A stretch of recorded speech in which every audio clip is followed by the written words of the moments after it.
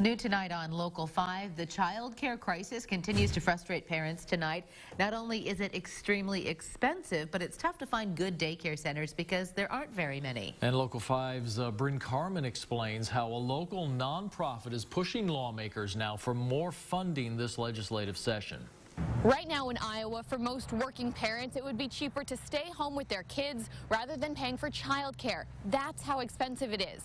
But this year, United Way is saying enough is enough.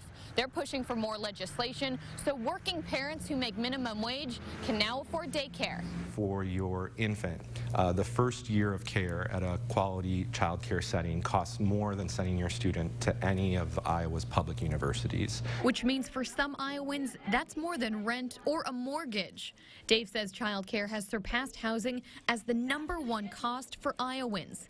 And it's not just expensive, it's also really tough to find. What we would call child care deserts across the state, where there's just very little access to child care. Kelly Diode was lucky enough to find a great fit for her 3-year-old son Jackson here at Oak Ridge Academy in Des Moines. It was very eye-opening when my son comes home and can tell me things and I'm like, where'd you learn that? He'll be like, school. And so it's very empowering knowing that he is getting the best learning that he can from here. But it was just impossible for her to afford. Like $180 a week.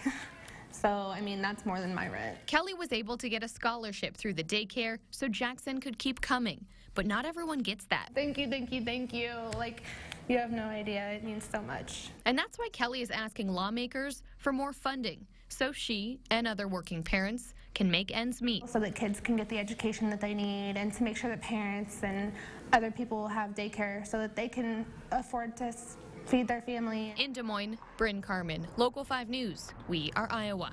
Now, the United Way says some progress was made with legislation last year, but they are still hoping to end the strict income cutoff for child care assistance. They want more parents to qualify for the state and federally funded program.